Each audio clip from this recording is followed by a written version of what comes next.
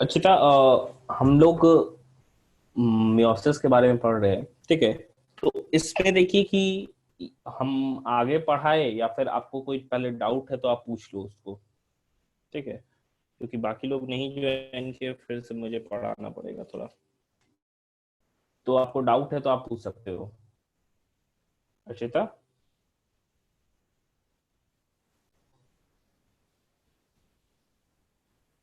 कोई ऐसा टॉपिक जिसमें डाउट हो? सेल साइकिल के बारे में बता दें। ठीक है। सिंपल समझो, सेल साइकिल अभी तक जो जो चीजें हम लोगों ने किया, मैं उसी चीज को रिवाइज कर देता हूँ ताकि आपको क्लियर हो जाए। देखो, सेल साइकिल में एक्चुअली हम कहते हैं डिफरेंट फेजेस होता है। 90% जो पार्ट होता है सेल, 90% जो पार्ट होता है सेल एक ही फेज में बिता रहा होता है। ठीक है। जो 90% जो अपना पार्ट है सेल, वो एक फेज में बिता रहा है। और ये फेज जो हम कहते हैं, इसे ही हम इंटरफेज कहते हैं। इंटरफेज। इंटरफेज में हम देखते हैं कि इंटरफेज वो रेस्टिंग फेज है जिसमें सेल में एपरेंट कुछ चेंजेस नहीं नजर आता है, वो डिवाइड तो नहीं करता है, लेकिन इस रेस्टिंग स्टेज के अंदर सेल जो है अपने आप को प्रिपेयर करता है, प्रिपेयर फॉर सेल डिवीजन। अब इंटरफेज, क्योंकि मेन जो इंटरफेज में जो मेन क्रिटिकल पार्ट होता है that is the S phase. S phase हम लोग कहते हैं। एस फेज में होता क्या क्या है? तो सिंपल सा चीज है, एस फेज में डीएनए जो है ये रेप्लिकेट करता है। रेप्लिकेशन क्या मतलब होता है? कि अपने ही जैसे दूसरे डीएनए का कॉपी बनाता है। साथ ही साथ इसमें एनिमल सेल में एक और चीज होती है जो जिसे हम कहते हैं सेंट्रियोल भी डुप्लीकेट करता है। ये एस फेज में हो रहा है। तो एस फेज को मेन फेज मानकर दो और फेजेस को हम लोग बोलते हैं। एक जो एस फेज के बाद फेज होता है जिसे हम पोस्ट सिंथेसिस फेज कहते हैं, या इसी को, क्योंकि ये वाला फेज क्या है, एम फेज है। तो एस फेज और एम फेज के बीच का जो फेज है, इसी चीज को gap two, second gap phase हम कहते हैं, और इसी को G2 भी कहते हैं। दूसरा, एम फेज और एस फेज में पहला जो गैप है, देखो ये पहला गैप हो गया, ये दूसरा गैप हो गया, तो ये फेज फर्स्ट गैप फेज हो गया, G1 फेज हो गया। ठीक है। इसी से सेल इस साइकिल से बाहर भी आ जाता है और एक रेस्टिंग स्टेज में, जो कि हम कहते हैं G1 का ही पार्ट होता है, G0 फेज, या इसी को हम क्विसेंट स्टेज भी कहते हैं। क्विसेंट स्टेज भी कहते हैं। कई दफा देखा गया है जैसे हार्ट सेल्स वगैरह इस स्टेज को एंटर कर देते हैं। इस स्टेज को एंटर कर देते हैं। शिवानी थोड़ा रिवीजन करवा रहे पहले का। इस स्टेज को एंटर कर देते हैं जो कि एक रेस्टिंग स्टेज है, और इस स्टेज में कोई भी अपरेंट डिवीजन वगैरह नहीं होता है, बल्कि जितने भी एक्टिविटीज होते हैं सेल के, वो सारे के सारे क्या हो जाते हैं, काफी ज्यादा, हम कह सकते हैं काफी मिनिमम हो जाता है।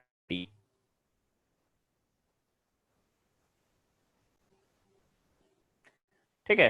तो इसी चीज को हम क्या कह रहे हैं, G0 या G0 फेज कहते हैं, या क्विसेंट स्टेज कहते हैं। तो एक्चुअल में यही साइकिल है, G1 S G2। S phase में सिंथेसिस हो रहा है, G1 में सेल का साइज से ज्यादा G1 फेज में ही बढ़ता है। मतलब हम कह रहे हैं कि साइटोप्लाज्मिक कंटेंट जो G1 में है वही क्या होता है, इंक्रीज करता है सबसे ज्यादा। G2 में जो रहा का सा प्रोटीन और आरएनए चाहिए होता है, या जो भी मॉलिक्यूल्स चाहिए होता है एक्चुअल एम फेज के लिए, उनका सिंथेसिस होता है G2 में। जैसे कि कुछ माइक्रोट्यूब्यूल्स का भी सिंथेसिस होता है जो कि स्पिंडल फॉर्म करते हैं।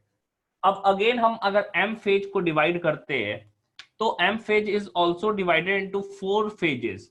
ठीक है, 1 2 3, यहां से ये क्या हो गया, prophase, metaphase, anaphase and telophase. इसके बाद से हम जानते हैं कि ऐसा नहीं है कि एम फेज के बाद डायरेक्टली वो इंटर कर जाएगा। ये तो न्यूक्लियर का डिवीजन हुआ है। यहाँ पे एक और फेज हमको देखने को मिलता है जिसे हम क्या कहते हैं, साइटोकाइनेसिस कहते हैं। यही तमाम चीजों के बारे में हम लोगों ने prophase, metaphase, anaphase, prophase, kinesis. तो ये जीवन एस G2 इंटरफेज का पार्ट हो गया। इंटरफेज को हम लोग रेस्टिंग स्टेज पहले मानते थे, लेकिन आज एक चीज हम लोग देखते हैं कि सबसे ज्यादा सेल इसी समय एक्टिव होता है और अपने डिवीजन जो होने वाला है उसके लिए जो भी सब्सटेंसेस चाहिए होते हैं उनका प्रिपरेशन वो इसी इंटरफेज में करता है। कुछ ऐसे सेल्स होते हैं जैसे कि हार्ट सेल्स वगैरह, ये क्या होते हैं, जीवन से एग्जिट कर जाते हैं, या हम कह सकते हैं सेल साइकिल से एग्जिट करके बाहर चला जाते हैं, बाहर चले जाते हैं, जिसे हम जी नॉट फेज या क्विसेंट स्टेज कहते हैं। G2 एंड देखो G2 के बाद क्या हो गया, एम फेज आ गया। और एम फेज ही क्या है, वो फेज है जहां पे क्या होता है कि डिवीजन प्रॉपर स्टार्ट हो जाता है। बात करेंगे हम प्रो फेज की, एक एक करके फिर से हम रिवाइज कर लेते हैं कि क्या क्या चीजें हो रही हैं।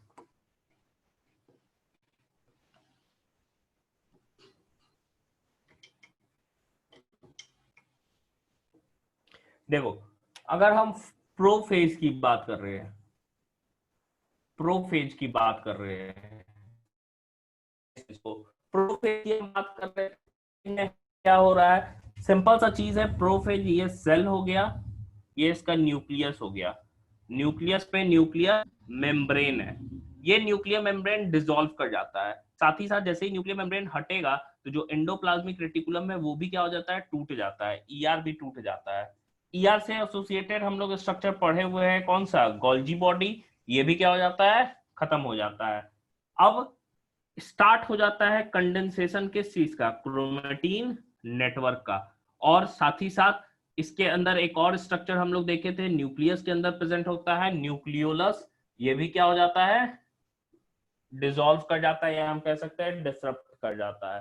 तो ये सारी चीजें हो रही है, मतलब कि प्रोफेज स्टेज में जो कि पहला स्टेज है वो कौन सा हो गया, न्यूक्लियर मेम्ब्रेन खत्म हो गया, न्यूक्लियर मेम्ब्रेन के साथ एंडोप्लाज्मिक रेटिकुलम खत्म हो जाता है, फिर क्या है, गोल्जी बॉडी भी डिसॉल्व कर जाता है, एंड लास्टली न्यूक्लियोलस डिसॉल्व कर जाता है। और ये क्रोमेटीन मटेरियल का कंडेंसेशन क्या होता है, स्टार्ट हो जाता है, क्रोमेटीन मटेरियल कंडेंस होना स्टार्ट हो जाता है आपका।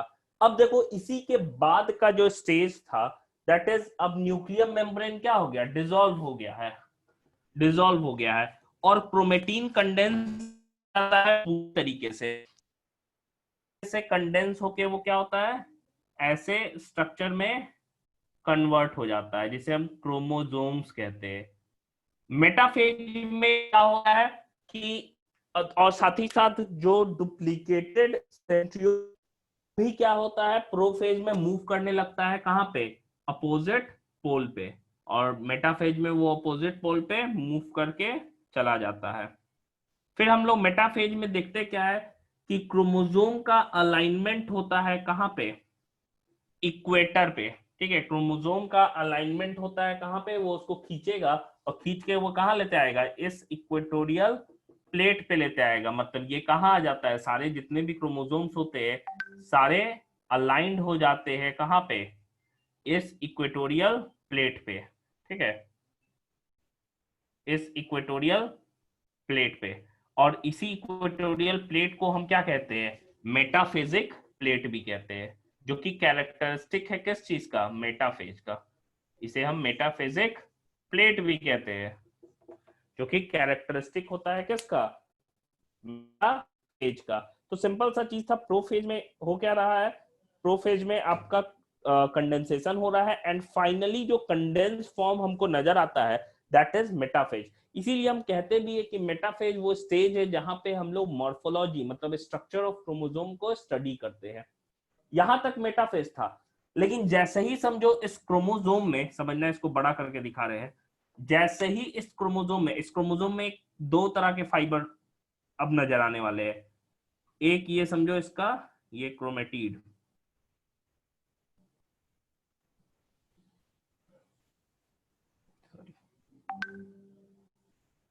ऐसा। इसके बाद से जैसे ही ये क्रोमोसोम क्या हो जाता है, स्प्लिट हो जाता है। स्प्लिट हो जाएगा, कहां से स्प्लिट होता है, सेंट्रोमियर वाले पार्ट से वो क्या होता है, स्प्लिट हो जाता है। अब स्प्लिट होगा तो इसमें दो दो चीजें नजर आएंगी, इसमें स्पिंडल फाइबर्स फॉर्म करेंगे। और कौन से? तो एक स्पिंडल फाइबर ये हो गया जो यहां से अटैच है इसके किससे, डिस्क से, स्ट्रक्चर से, जिसे हम क्या कहते हैं, काइनेटो कोर्स कहते हैं। वहां से क्या होगा, अटैच होगा। और अटैच होके कहाँ होगा, ये इसको अटैच करेगा स्पिंडल फाइबर सेंट्रियोल से, ठीक है, सेंट्रियोल से। दूसरा चीज क्या हो गया कि ये वाला भी क्या है, इसको इस सेंट्रियोल से जोड़ेगा। ये वाला जो फाइबर है इसे हम लोग क्या कहते हैं, इसे हम लोग क्रोमोसोमल फाइबर्स कहते हैं। ये वाले स्पिंडल फाइबर्स को हम लोग क्रोमोसोमल फाइबर्स कहते हैं, क्रोमोसोमल फाइबर्स। जैसे ही स्प्लिट हो जाता है एनाफेज में एंटर हो जाता है। एक और तरह के फाइबर्स अपीयर होते हैं जो इस सेंट्रोमियर के बीच में होते हैं, इसे हम लोग इंटरजोनल फाइबर्स कहते हैं, इंटरजोनल फाइबर्स। अब तुम देखो कि दोनों क्रोमेटिड को कहां मूव करके जाना है, पोल तक, मतलब दोनों सेंट्रियोल तक। तो क्या होगा, एक तो होगा ये जो क्रोमोसोमल फाइबर है वो क्या करेगा, छोटा होता चला जाएगा। छोटा होगा तो अपने तरफ इसको क्या करेगा, खींचेगा।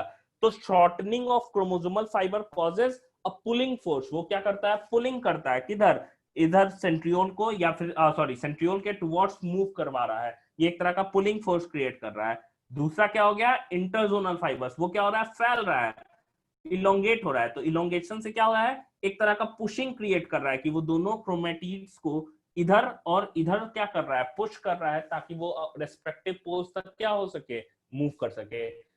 तो मूवमेंट के दौरान यहाँ हम कह सकते हैं कि एनाफेज स्टेज में हम लोग शेप ऑफ क्रोमोसोम को स्टडी करते हैं। शेप कौन कौन सा हो सकता है, हम लोगों ने पढ़ा था, एक्रोसेंट्रिक, मेटासेंट्रिक, सब मेटासेंट्रिक एंड टीलोसेंट्रिक। तो इन सब चीजों को स्टडी किया करते हैं हम लोग किसमें, एनाफेज स्टेज में। एनाफेज स्टेज में क्या होता है, सिंपल क्रोमेटिड्स का मोशन होता है। अब ये क्रोमेटिड को हम क्रोमेटिड नहीं कहते, इंडिविजुअल क्रोमोसोम्स कह सकते हैं। तो यहां तक समझ में आया इसका, अर्चिता, शिवानी का?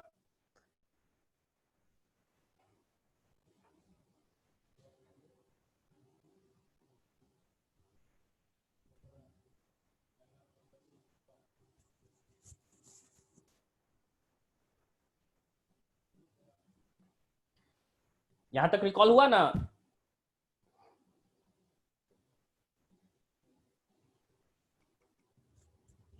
हेलो,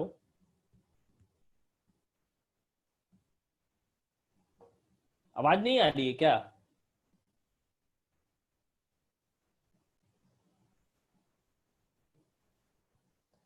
ठीक है, तो यहां तक समझ में आया, एनाफेज तक? ठीक। तो देखिए, इसके बाद से हम बात कर रहे हैं टीलोफेज में, जो कि लास्ट स्टेज है हमारा माइटोसिस का, लास्ट स्टेज,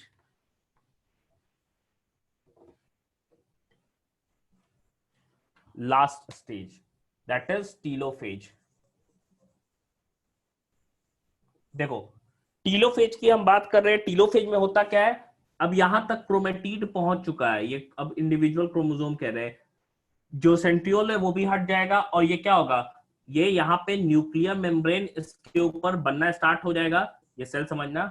और न्यूक्लियर मेम्ब्रेन बनना स्टार्ट होगा, इस क्रोमोसोम का डीकंडेंसेशन होना स्टार्ट हो जाता है, और इसके अंदर न्यूक्लियोलस वापस आ जाता है दोनों न्यूक्लियस के अंदर। और भी चीजें बन जाएंगी, एंडोप्लाज्मिक रेटिकुलम बन जाएगा, गोल्जी बॉडी आ जाएगा। जो इसीलिए टीलोफेज को हम लोग रिवर्स ऑफ प्रोफेज कहते हैं। मतलब प्रोफेज में जो जो चीजें हुई थी वो यहाँ पे क्या होता है, रिवर्ट होता है। इसी के बाद हम लोग देखे थे कि एनाफेज स्टेज में ही स्टार्ट हो जाता है साइटोकाइनेसिस बाहर से साइटोप्लाज्म का। और हम लोगों ने पढ़ा था कि एनिमल के केस में क्या होता है, कंस्ट्रिक्शन और फरो फॉर्मेशन से बनता है, ठीक है, बाहर से अंदर की तरफ, मतलब कि कैसा होता है, सेंट्री पीटल होता है। और वहीं पे प्लांट सेल को मैंने क्या बताया था कि due to presence of rigid cell wall it occurs from inside to outside, and that type of is known as centrifugal. इसे हम क्या कहते हैं, सेंट्रीफ्यूगल कहते हैं, सेंट्रीफ्यूगल टाइप में मूव करेगा, ठीक है। तो ये सारी चीजें हो रही हैं इसमें।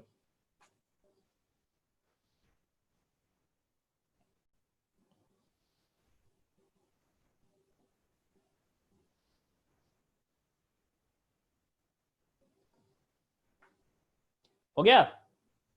तो यही तक हमारा माइटोसिस था। हम कुछ क्वेश्चंस प्रैक्टिस कर लेते हैं।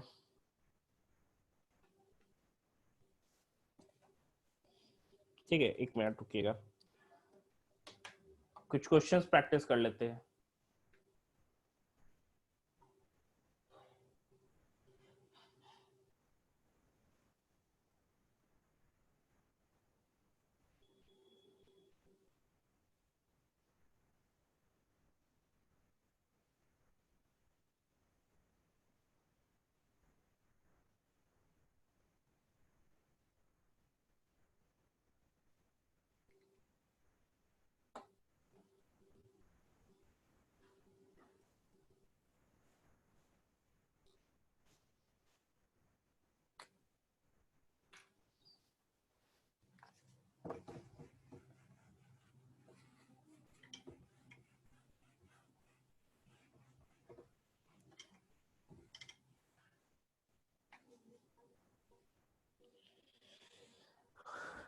क्वेश्चन है, diploid cell in human, diploid cell in human where cell division where cell division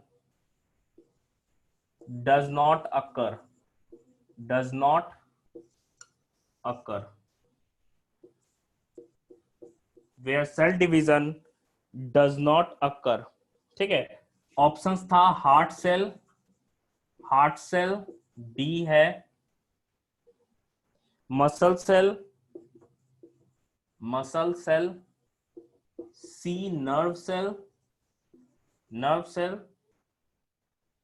अब ऑप्शंस दिए हुए क्या है, फर्स्ट ऑप्शन है ओनली सी, सेकंड ऑप्शन दिया हुआ है B and C, B and सी,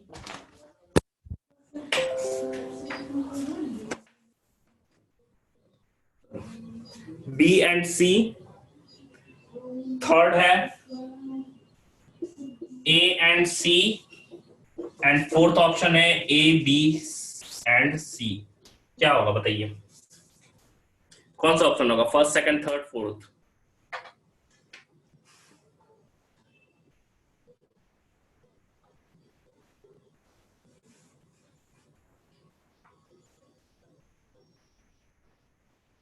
शिवानी बताइए।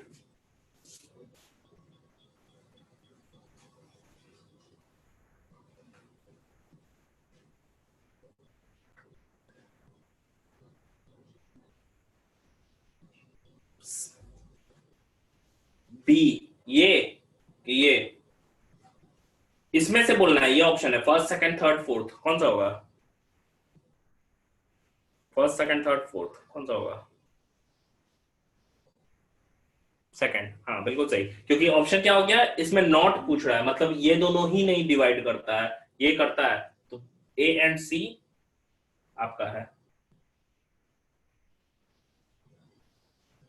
नहीं सॉरी, आप गलत बोली है, ठीक है, दो नहीं होगा। देखिए इसमें ऑप्शन ये होगा, क्यों होगा, क्योंकि बोल रहा है कौन सा नहीं डिवाइड करता है, डज नॉट डिवाइड, तो क्या होता है, ये नहीं करता है, ये नहीं करता है, तो ए और सी ऑप्शन किस में है, थर्ड में है, तो ये सही होगा। Next question, M phase, M phase starts with, किससे एम फेज स्टार्ट होता है, ऑप्शंस देखना।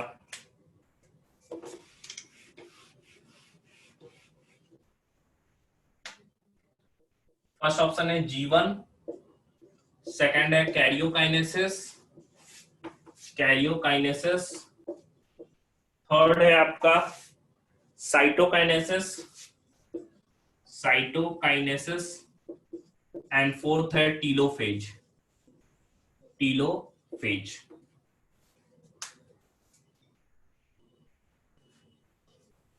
हाँ यही नोट नहीं दिखता है ना, तो ये एग्जामिनेशन में आपके बहुत सिली मिस्टेक हो जाता है।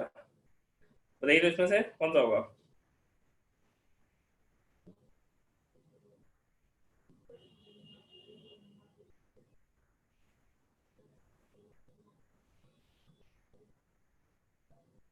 Three.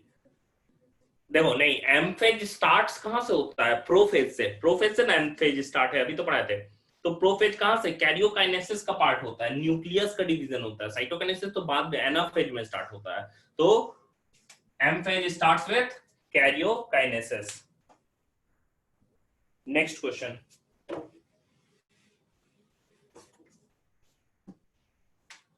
Question number 3, interval between mitosis and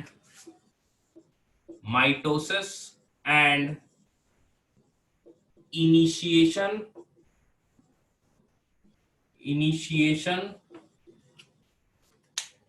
interval between mitosis and initiation of DNA replication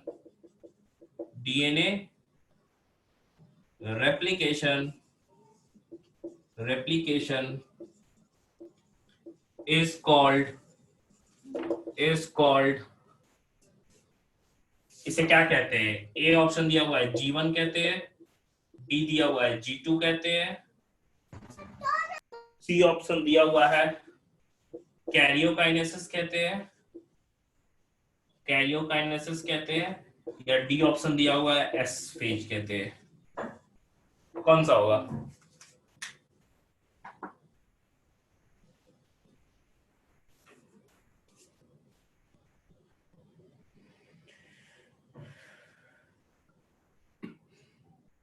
कौन सा होगा इसका बताओ? Interval between mitosis and initiation of DNA replication, S phase. Archita आप बताइए।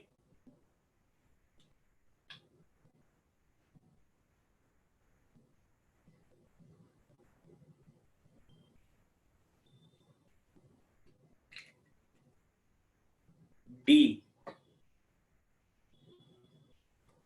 नहीं। तो क्वेश्चन क्या कह रहा है? क्वेश्चन कह रहा है तुम्हारा कि माइटोसिस और initiation of DNA replication. DNA replication कहां होता है? एस फेज में होता है ना। तो पूछ रहा है एम फेज और एस फेज में कब आता है। तो एम फेज के बाद क्या आता है? फिर G1 आता है, फिर इसके बाद क्या होता है? G2 होता है, फिर एम फेज होता है। पूछ रहा है एम फेज और एस फेज में, तो ये फर्स्ट गैप फेज की बात कर रहा है। तो क्या हो जाएगा? G1 हो जाएगा। समझ में आया? नेक्स्ट क्वेश्चन देखो,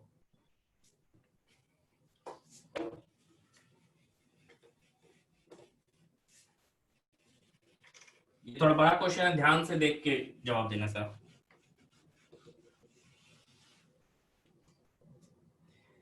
क्वेश्चन है, question number 4, which of the following is not correctly matched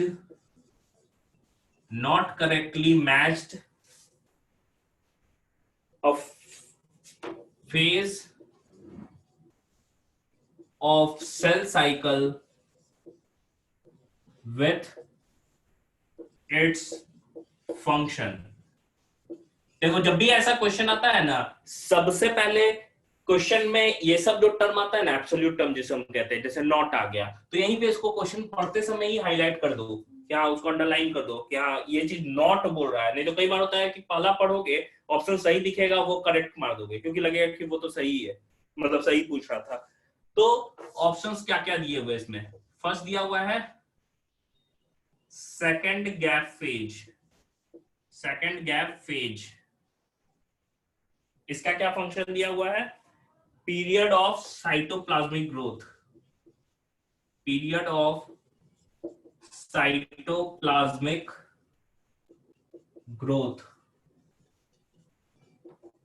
second option क्या दिया हुआ है? सेकंड ऑप्शन दिया हुआ है फर्स्ट गैप फेज। इसमें क्या लिखा हुआ है, क्या function? Most of the organelle duplication. most of the organelle duplication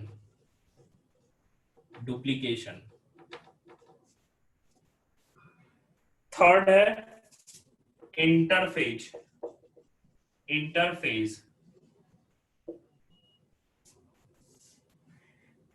phase of preparation for cell division phase of preparation for cell division fourth देखो DNA synthesis phase DNA synthesis phase ये क्या दिया हुआ है doubling of number of chromosome in a cell ये दिया हुआ है क्वेश्चन नहीं समझ में आया सर ये वाला क्वेश्चन नहीं समझ में आया है कि पहले वाला नहीं आया था डी होगा प्रशिता नहीं बोला शिवानी आप बताइए ये नहीं समझ में आया है क्वेश्चन पूछ रहा है कि कौन सा इसमें गलत है नॉट करेक्टली मैच्ड गलत पूछ रहा है तो सेकंड गैप फेज में पीरियड ऑफ साइटोप्लाज्मिक ग्रोथ चाहे गैप फेज फर्स्ट हो चाहे सेकंड हो दोनों में क्या होता है ग्रोथ होता है फर्स्ट में ज्यादा होता है सेकंड में भी होता है ग्रोथ फर्स्ट गैप फेज में देखो ये सही है most of the organelle duplication इसी में होता है ठीक है इसी फर्स्ट फेज में इंटरफेज को हम क्या बोलते हैं phase of preparation for sale division interphase क्या है सेल डिवीजन के लिए सेल अपने आप को प्रिपेयर कर रहा है ये देखना इंपॉर्टेंट चीज है डबलिंग ऑफ नंबर मैंने बताया था अमाउंट डबल होता है जैसे कि 2C है तो मैंने लिखा था 4C हो जाता है नंबर नहीं डबल होता है नंबर उतना ही क्रोमोसोम का रह जाता है मतलब 46 का 46 ही रहेगा वो डबल नहीं हो जाएगा ठीक है मतलब सिर्फ और सिर्फ क्या होता है अमाउंट डबल होता है क्रोमोसोम का नंबर उतना ही रहता है नंबर नहीं डबल होता है तो सिंथेसिस फेज में डबलिंग ऑफ या क्या था अगर अमाउंट रहता तब सही होता लेकिन यहाँ नंबर है तो नंबर नहीं बदलता मैंने लिखवाया भी था वहां पे तो ऑप्शन करेक्ट क्या होगा डी ठीक है बिल्कुल सही अर्चिता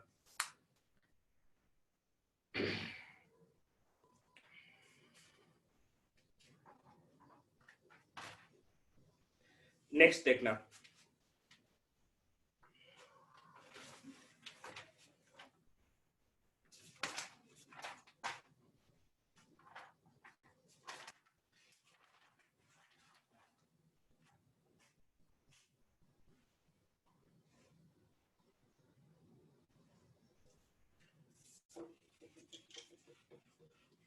क्वेश्चन थोड़ा अब टफ की तरफ जा रहे थोड़ा दिमाग लगा के बनाइएगा ये सीधा पढ़ाई के एप्लीकेशन से बनने वाला है थोड़ा दिमाग लगाइएगा तो बन जाएगा ठीक है क्योंकि एग्जाम में एग्जैक्टली आपके ऐसे ही क्वेश्चंस आते हैं नीट में थोड़ा सा दिमाग लगता है उसमें ऐसा नहीं कि आप सीधा रट के चले जाओगे और बना लोगे क्वेश्चन समझना question number 5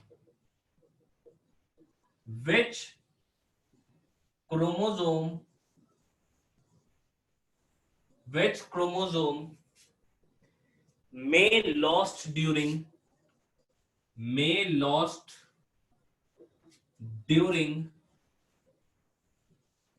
cell division which chromosome may lost during cell division options क्या क्या है जायंट क्रोमोसोम सेकंड ऑप्शन क्या है सेकंड ऑप्शन कहता है एसेंट्रिक क्रोमोसोम थर्ड क्या है पॉलीसेंट्रिक क्रोमोसोम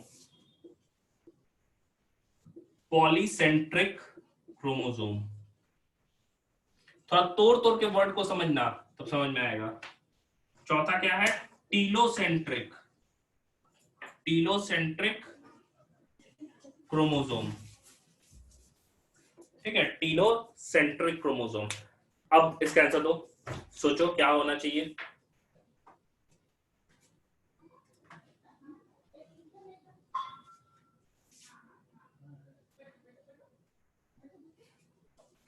जायंट है, सोचो क्या होना चाहिए। D eccentric. शिवानी,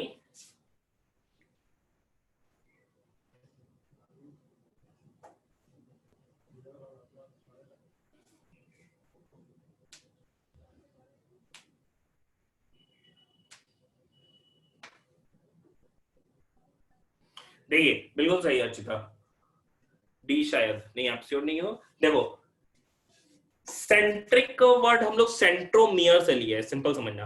ए का मतलब नॉट होता है, जायंट बड़ा हो छोटा हो क्रोमोसोम उसमें सेंट्रोमियर तो होगा ही। पॉली में एक से ज्यादा सेंट्रोमियर है, तो उस केस में भी लॉस कब होता है, जब उसको पकड़ के हम नहीं रखे हो। पकड़ते हम किस चीज से, स्पिंडल फाइबर से। स्पिंडल फाइबर ही ना अटैच होता है सेंट्रोमियर के दोनों डिस्क से काइनेटोकोर से। तो अगर मान लो सेंट्रोमियर होगा ही नहीं तो वो पकड़ाएगा ही नहीं, और पकड़ाएगा नहीं तो उस पर हमारा कंट्रोल ही नहीं रहेगा, वो लॉस हो सकता है। तो सिंपल सा चीज है, ए का मतलब not and centric means centromere. तो इस क्रोमोसोम में सेंट्रोमियर नहीं होता है तो स्पिंडल फाइबर्स अटैच ही नहीं हो पाते हैं उस क्रोमोसोम से, इसीलिए वो क्या हो सकता है, चांसेस है इट माइट गेट लॉस्ट, वो लॉस भी हो सकता है उस चीज का। ठीक है, चलिए नेक्स्ट क्वेश्चन हम देखते हैं।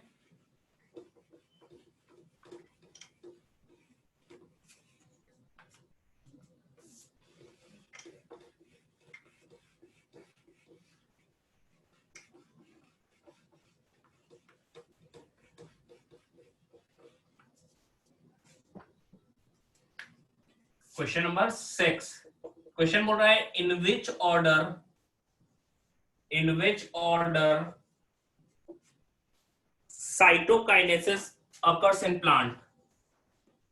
cytokinesis occurs in plants। in which order cytokinesis occurs in plants? Options दिए हुए हैं, centripetal, centripetal, second centrifugal, centrifugal, third option is oblique, oblique, and fourth option is equatorial, equatorial. क्या हो जाएगा बताइए।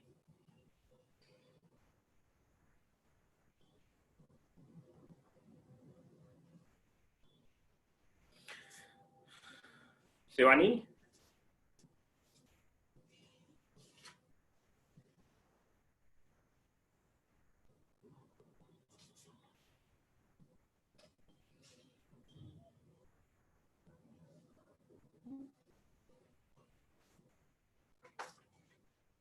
बिल्कुल सही अर्चिता, एकदम सही, डी होगा। बहुत एकदम सही है। देखो अभी हम लोग रिवीजन में भी देखें कि सेंट्रीफ्यूगल होता है, मतलब अंदर से बाहर की तरफ हो रहा होता है।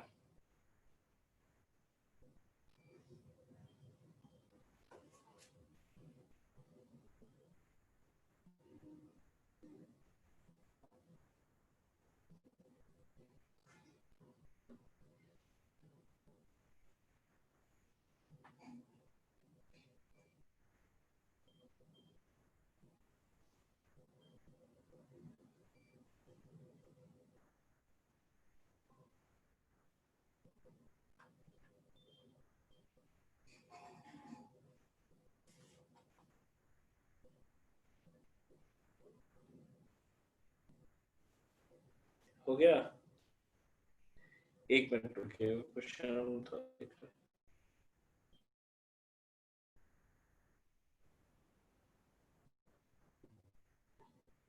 हाँ नेक्स्ट देखो, question number 7।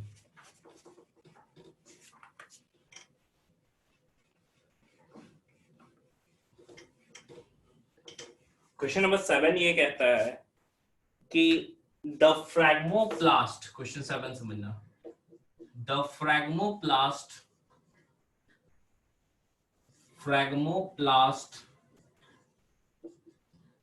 organized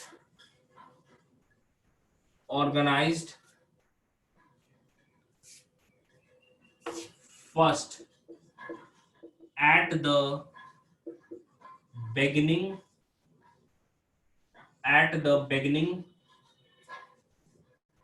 of anaphase at the beginning of anaphase, second at the end of anaphase, at the end of anaphase, third at the beginning of telophase, at the beginning of telophase, or last at the end of telophase,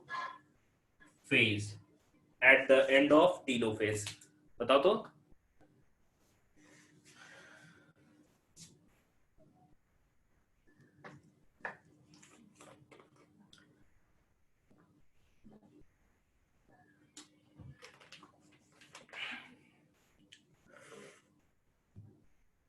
at the end of telophase बताया अर्चिता ने.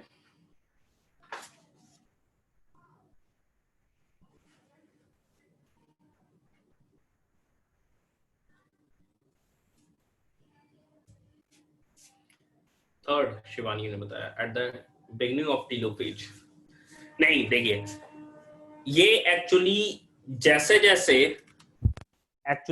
जैसे समझना इस चीज को कि जैसे जैसे एनाफेज खत्म हो रहा होता है वैसे ही स्टार्ट हो रहा होता है साइटोकाइनेसिस. मतलब एनाफेज खत्म होते होते तक क्या हो जाता है कि स्टार्ट हो जाता है, जैसे जैसे मूव करना है वो स्टार्ट हो रहा है अपोजिट पोल पे, तो क्या होता है कि साइटोकाइनेसिस भी क्या हो जाता है, स्टार्ट हो जाता है. तो इसका करेक्ट आंसर जो होगा that is at the end of anaphase. At the end of anaphase, at the end of anaphase क्या हो गया, साइटोकाइनेसिस बिगन हो जाता है.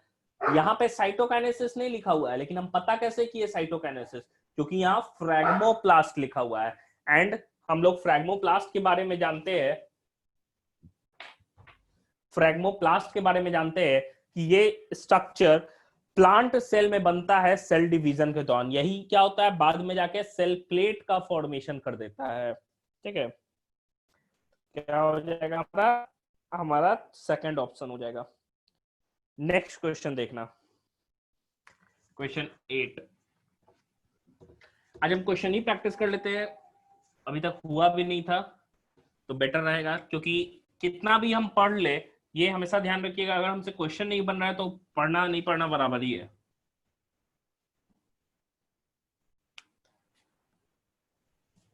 क्वेश्चन 8, क्वेश्चन देखिए. Persistent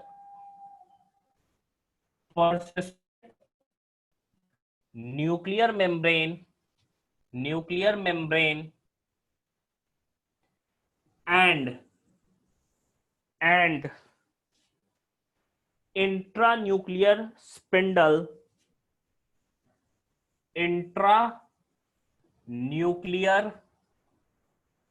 spindle are characteristic of किसका कैरेक्टरिस्टिक होता है ये, ऑप्शन सुनना. First one is endomitosis. Second one is cryptomitosis.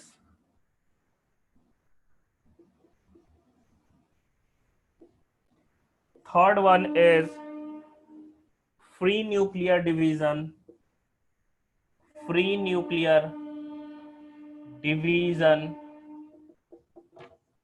And fourth one is mitosis.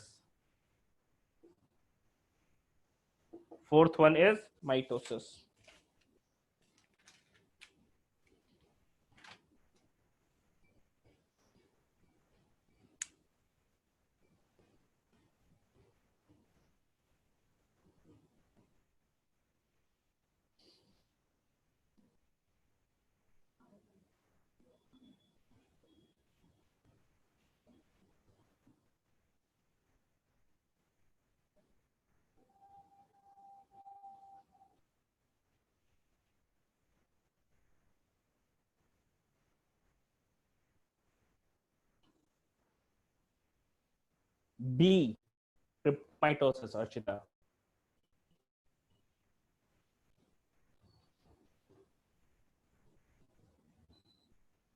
बिल्कुल सही। देखिए, इसमें क्रिप्टोमाइटोसिस और एंडोमाइटोसिस में फर्क है। एंडोमाइटोसिस में क्या होता है, दोनों में न्यूक्लियर मेम्ब्रेन परसिस्टेंट रहता है, ये बात है सही। लेकिन इंट्रा न्यूक्लियर स्पिंडल सिर्फ क्रिप्टो में बनता है, एंडो में तो बनता ही नहीं है। ठीक है, सिंपल समझना कि ये क्या हो जाएगा आंसर, दैट इज क्रिप्टोमाइटोसिस। मैंने पढ़ाया था modifications of mitosis, modifications of mitosis में बताया था।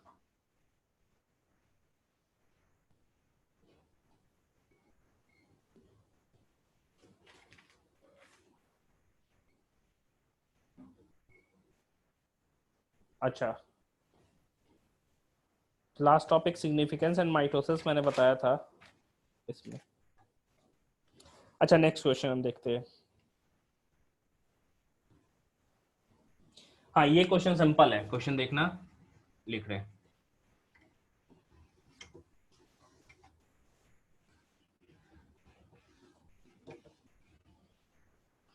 क्वेश्चन है तुम्हारा, question number 9, in which stage, in which stage of mitosis, in which stage of mitosis the chromosomes are, the chromosomes are bivalent। bivalent का मतलब that is composed of two chromatids, composed of two chromatids, composed of two chromatids। First क्या है, first हमारा हो गया that is prophase and prophase and anaphase, prophase and anaphase. Second metaphase and anaphase. Third telophase and prophase. Fourth prophase and metaphase. बताइए दो।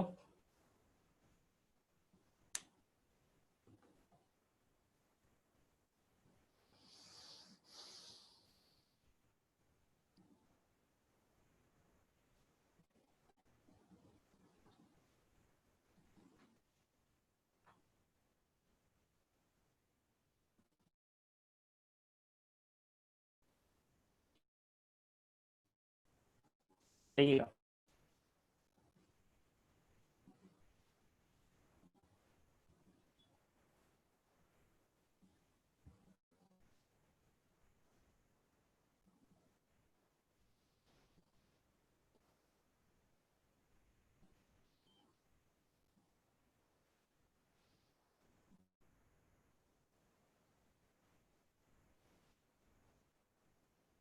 अर्चिता बताइए, शिवानी।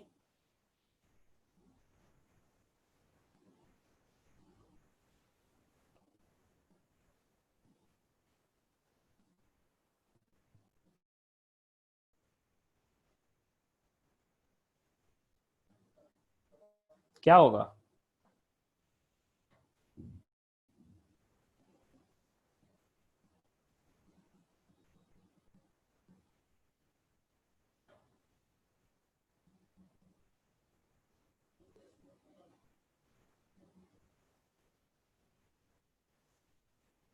नहीं समझ में आ रहा है क्या?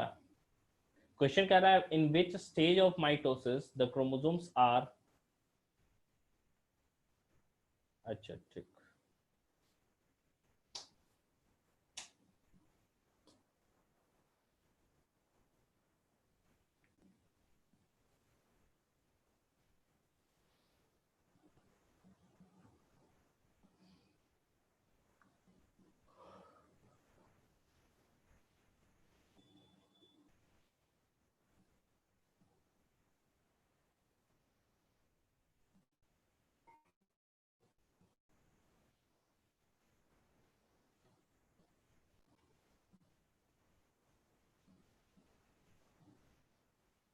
3 टीलोफेज एंड प्रोफेज।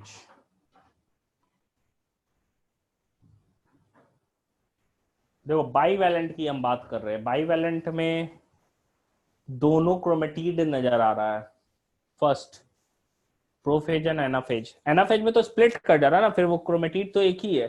बाईवैलेंट किस में नजर आता है? फर्स्ट एंड सेकंड फेज में, प्रोफेज एंड मेटाफेज में। Answer is prophase and metaphase. ठीक है, प्रोफेज और मेटाफेज में ही बाईवैलेंट नजर आता है, दूसरे फेजेस में नहीं नजर आएगा।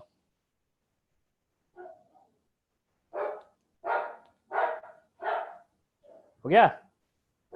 देखिए नेक्स्ट क्वेश्चन हम देखते हैं।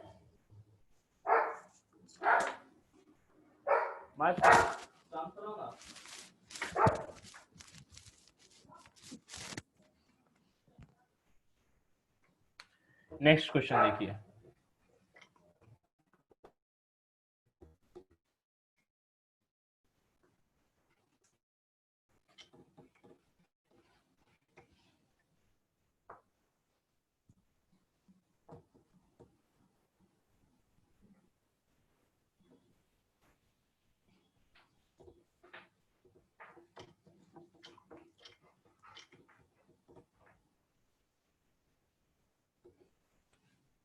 देखिए नेक्स्ट क्वेश्चन देखिएगा क्या कह रहा है।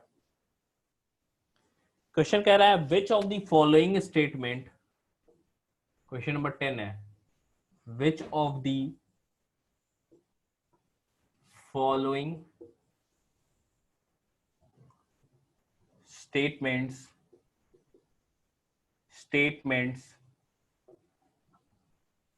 is,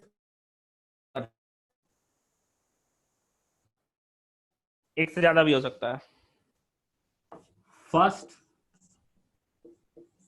DNA is synthesized throughout the cell cycle, throughout the cell cycle।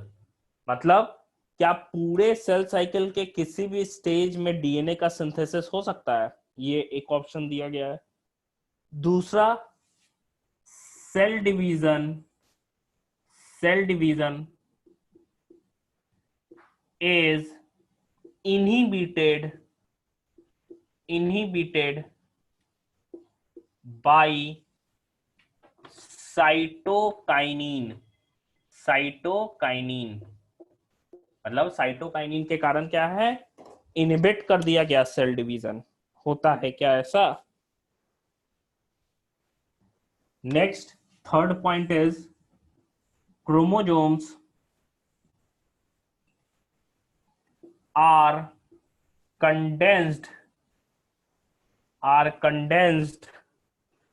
at S stage,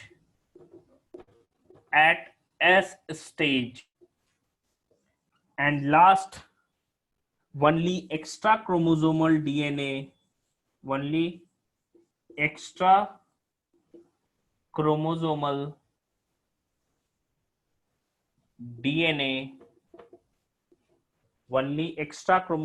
DNA is replicated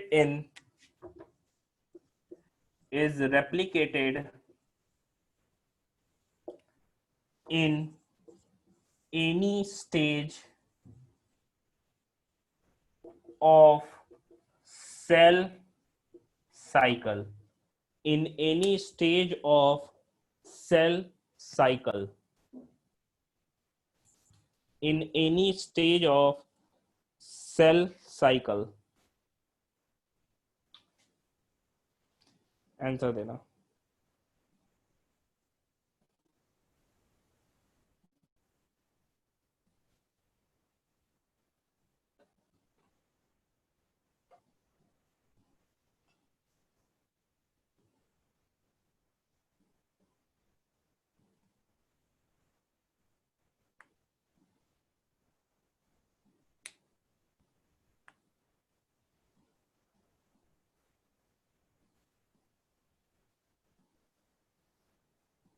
कौन सा होगा?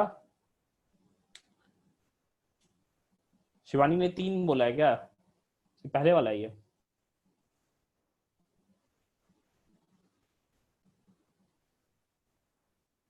ये नहीं समझ में आ रहा है। देखो क्वेश्चन पूछ रहा है कौन सा करेक्ट है, इतना तो समझ में आ गया। पहला ऑप्शन देखो, DNA is synthesized throughout the cell cycle. क्या ये ऑप्शन गलत है या सही है, ये हम पता करते हैं। Throughout the cell cycle कहने का मतलब क्या हो गया? कहने का मतलब हुआ कि G1 S G2 सारे फेज में हो रहा है, एम फेज सब में हो रहा है क्या? डी ऑप्शन नहीं, बी भी नहीं होगा। देखिए एक एक ऑप्शन को हम डिटेल में समझते हैं। सेल साइकिल के तो सिर्फ एक ही फेज में डीएनए सिंथेसिस होता है। कौन से फेज में? एस फेज में। और कौन सा डीएनए? तो न्यूक्लियस के अंदर जो डीएनए है वो सिर्फ और सिर्फ क्या है? एस फेज में ही सिंथेसाइज होता है। नेक्स्ट देखो, ये ऑप्शन मतलब क्या है? गलत है। ये ऑप्शन हमारा क्या हो गया? ये वाला option, this is wrong. Next देखो, cell division is inhibited by cytokinin. 10th का याद करो, साइटोकाइनिन तो हम पढ़े थे कि सेल डिवीजन में हेल्प करता है, ठीक है। तो इनहिबिटेड क्यों होगा? यहाँ पे तो प्रोमोटेड होना चाहिए। प्रोमोटेड होता तो ये होता ही है, प्रोमोटेड होता तो सही हो जाता, लेकिन यहाँ पे क्या है? इनहिबिटेड है। इसका मतलब जरूर यहाँ पे क्या हो रहा है? ये भी ऑप्शन हमारा गलत हो जाएगा, ठीक है। ये भी ऑप्शन हमारा गलत हो जाएगा। तीसरा देखो, chromosomes are condensed at S stage. हम तो पढ़े कि क्रोमोसोम का कंडेंसेशन जो होता है वो तो प्रोफेज में होता है, एस स्टेज तो इंटरफेज का पार्ट है, तो कैसे होगा? तो ये भी ऑप्शन हमारा क्या हो गया? गलत हो गया। अब देखो हम लोग 3 तो गलत हो गया, तो चौथा यही सही होगा, लेकिन क्यों होगा ये भी हम बता दे रहे हैं। वनली एक्स्ट्रा क्रोमोसोमल, जिस समय मैंने डीएनए डिप्लीकेशन को बताया था, कुछ दिख नहीं रहा है, स्क्रीन क्लियर नहीं है। अब क्लियर हो गया होगा, देखो तो।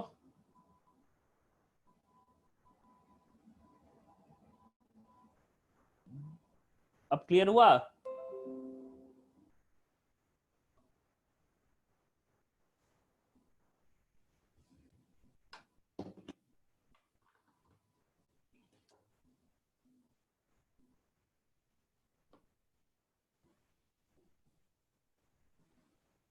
एक मिनट रुकना।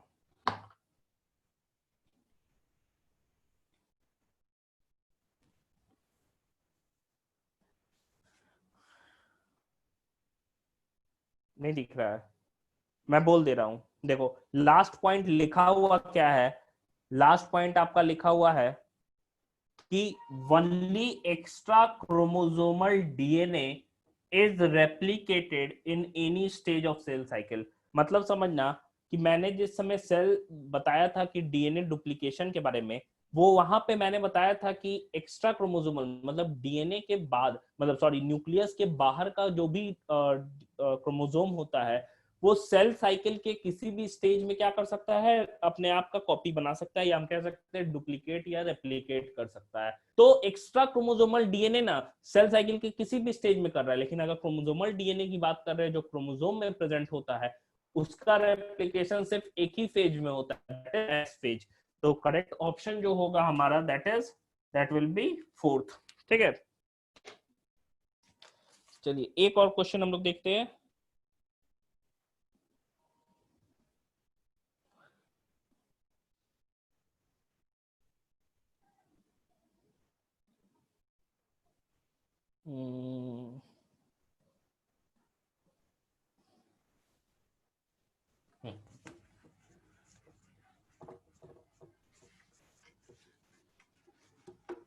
बड़ा बड़ा लिख रहे हैं।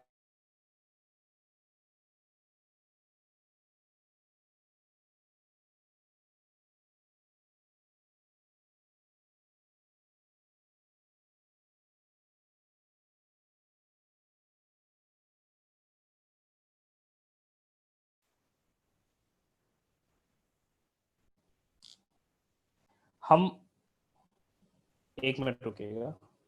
आवाज आ रही है मेरी? स्क्रीन रुक गया है क्या? अब ठीक है। हाँ देखिए, हम पढ़ा दिए आपको, माइटोसिस खत्म हो गया पूरा, मॉडिफिकेशन ऑफ माइटोसिस तक। आ रही है ना? मॉडिफिकेशंस ऑफ माइटोसिस तक पढ़ा दिए, मियोसिस आज शुरू करना था तो बच्चे नहीं आए हैं, आज आप ही दोनों हैं, इसीलिए नहीं स्टार्ट किए है कि फिर से स्टार्ट करना पड़ता है, इसीलिए हम लोग क्वेश्चंस कुछ सॉल्व कर ले रहे हैं।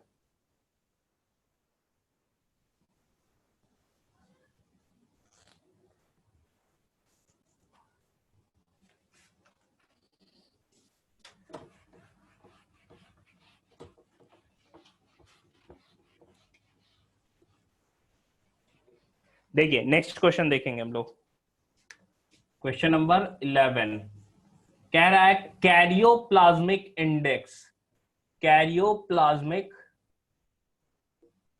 Index, karyoplasmic index, karyoplasmic index कौन सा है? इज ए आपका दिया हुआ है Vn by Vn minus Vc, B दिया हुआ है Vn by Vc minus Vn, C दिया हुआ है Vc बाई Vn, डी दिया है Vn by Vc plus Vn। कौन सा ऑप्शन होगा? देखो इसको,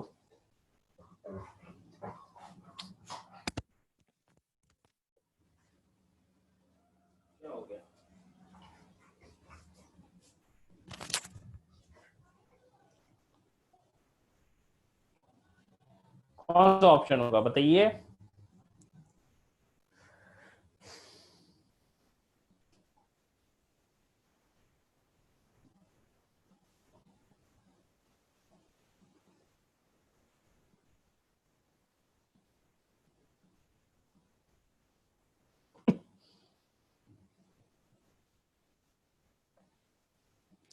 karyoplasmic index Vn by Vn minus Vc होगा कि Vn by Vc minus Vn होगा कि Vc बाई Vn होगा कि Vn by Vc plus Vn होगा?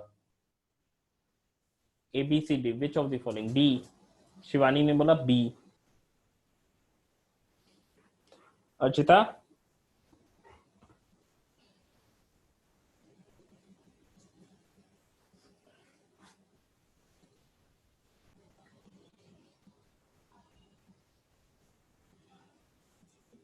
डाउट है?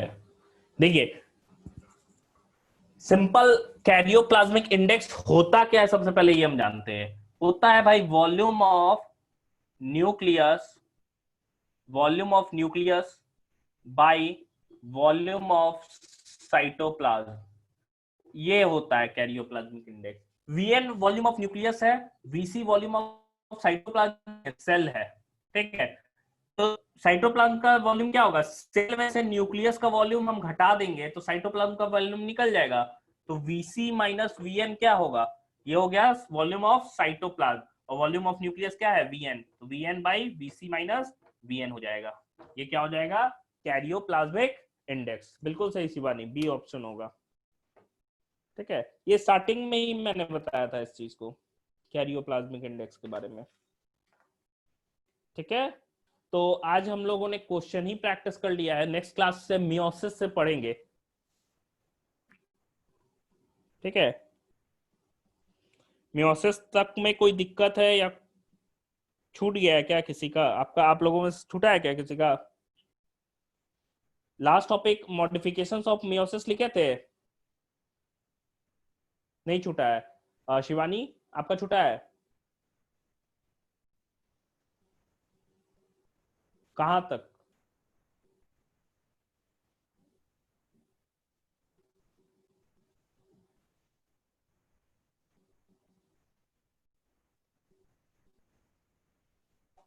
तो आप एक काम कर सकते हैं, आप अर्चिता का व्हाट्सएप आप उससे ले सकते हैं, टीलोफेज तक पढ़े थे, सिग्निफिकेंस ऑफ, ये छूट गया था है ना? सिग्निफिकेंट कोई नहीं, सिग्निफिकेंस और मॉडिफिकेशंस के मैं नोट्स अभी ग्रुप पे डाल देता हूँ, आप उसको देख के पढ़ लेना उसमें से, और जो डाउट होगा हमसे पूछ लेना, ठीक है?